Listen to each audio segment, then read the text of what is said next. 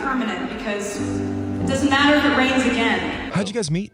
We both dated the Jonas Brothers. How many shows did you go to? How many shows? I've been to 3. 3? Yeah, because I remember the first time Taylor ever played me Love Story. And we were in a hotel room, and she's like, this is going to be my new song from my new album. We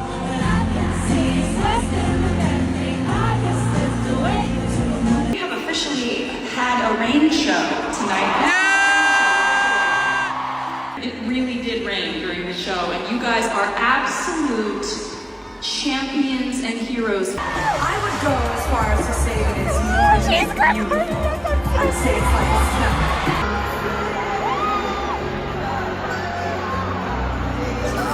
Travis Kelce's marketing earnings. All right, let's dive into the nitty-gritty of Travis Kelce's marketing earnings. Now, we all know Kelce is a beast on the field, right? I mean, the guy is one of the top tight ends in the NFL, no doubt about it.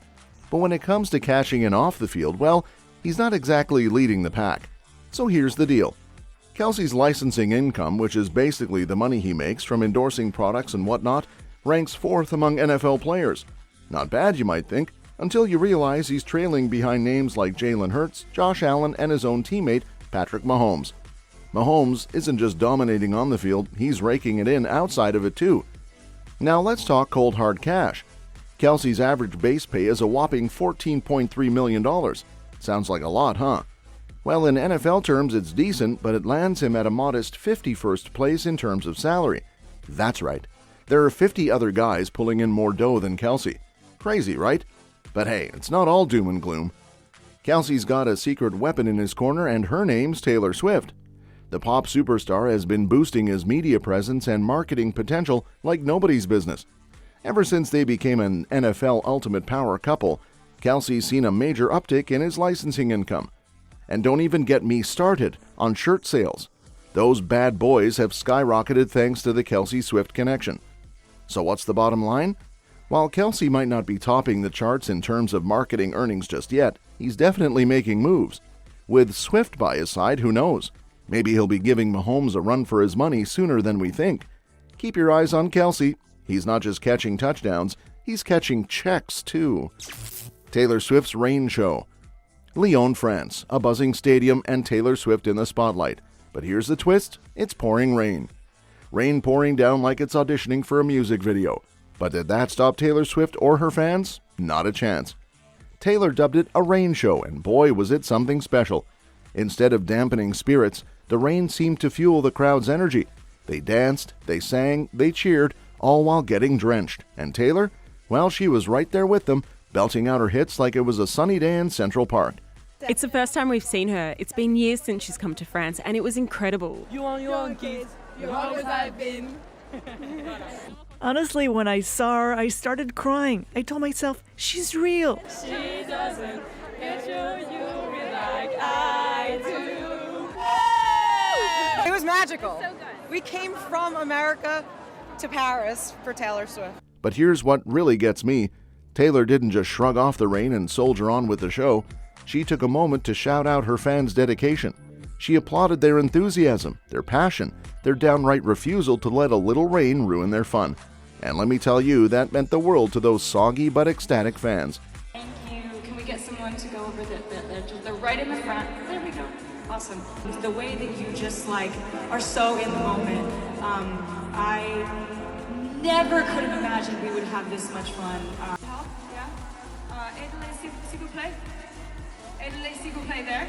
And you just dance so wildly and sing so loudly, and to sing Champagne Problems with you here in the See, that's what sets Taylor apart. It's not just about putting on a concert. It's about connecting with her audience on a deeper level. It's about recognizing and celebrating their unwavering support, rain or shine. And in Lyon, on that rainy night, Taylor showed just how much she values her fans' loyalty. So next time you hear about Taylor Swift, remember that rainy night in Lyon. Remember how she turned a potential downpour into a magical moment, and remember that for Taylor, it's not just about the music, it's about the bond she shares with her fans come rain or come shine. That is permanent because it doesn't matter if it rains again.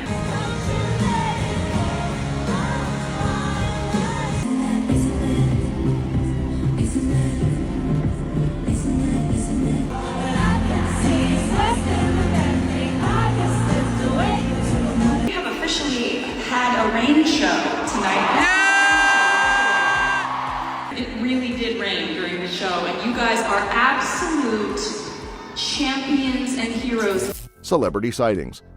Guess who made a surprise appearance at Taylor Swift's concert in Madrid? The dynamic duo themselves, Ryan Reynolds and Blake Lively. The Deadpool star and his leading lady decided to spice up their night with a dose of Taylor magic. Now you might think, what's the big deal? Well, let me tell you, it's a pretty big deal. We're talking about Hollywood royalty here. And yet there they were, blending into the crowd like any other Swiftie. So what were they up to? Just enjoying the show like the rest of us mere mortals?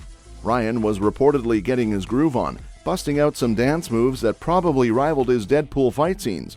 And Blake? She was living her best life, running around barefoot like she was back in the Gossip Girl days. But here's the thing, their presence wasn't just about them having a good time. It was a testament to Taylor Swift's universal appeal. You've got Ryan Reynolds, the king of sarcasm, and Blake Lively, the queen of chic, both vibing to Taylor's tunes. If that doesn't scream cross-demographic superstar, I don't know what does. So next time you're at a Taylor Swift concert, keep your eyes peeled. You never know who might be grooving in the row next to you. And remember, when it comes to Swift's fan base, it's as diverse as it gets.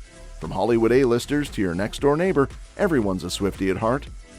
Some of my favorite characters are named James, and Betty.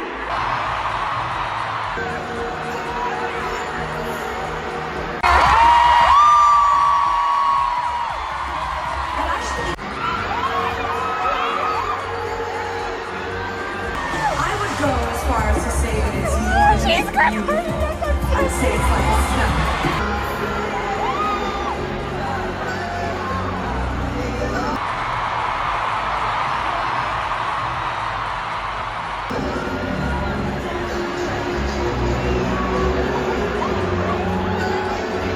Selena Gomez's perspective.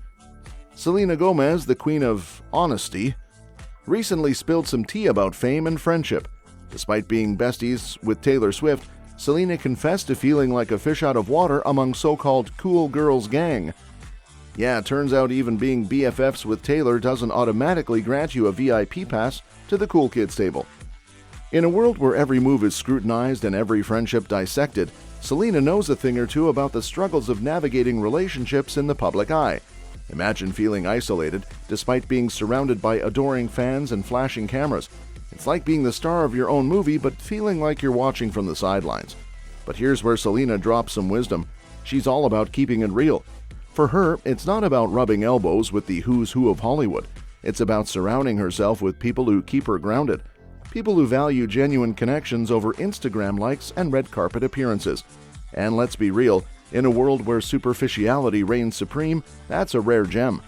So while Selena might not always fit the mold of the cool girls gang, she's perfectly content marching to the beat of her own drum. And hey, if being true to herself means she's not always part of the in crowd, then so be it. Because at the end of the day, Selena knows that real friendships aren't about status or fame, they're about authenticity and heart. And in a world full of fakes, that's something worth holding on to. How'd you guys meet? We both dated the Jonas Brothers. How many shows did you go to? How many I've shows? been to 3. 3? Yeah, because I remember the first time Taylor ever played me Love Story. And we were in a hotel room, and she's like, this is going to be my new song from my new album. I was like 15. Yeah. And she was, I think, 18 at the time. Like the same brother?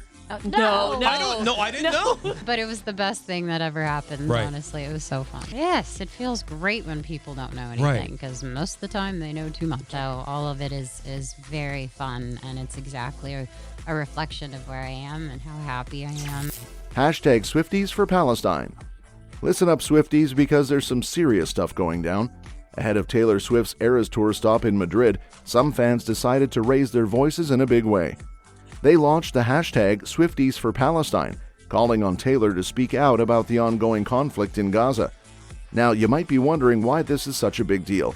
I mean, Taylor's got a massive following, right? With great power comes great responsibility, or so the saying goes.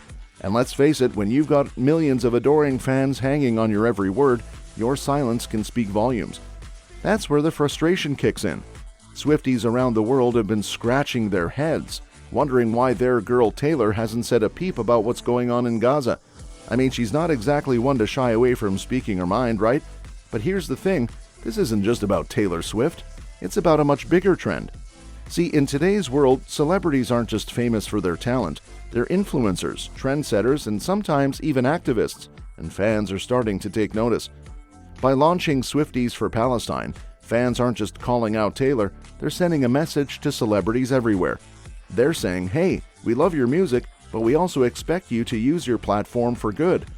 And in a world where social media has the power to spark real change, that's a message worth spreading. So whether Taylor decides to speak out or not, one thing's for sure.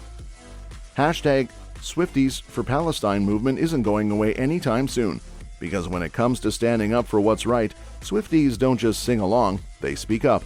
And who knows, maybe one day their voices will be heard loud and clear, not just in concert halls but in the halls of power too. That's all for this video, folks. See you next time.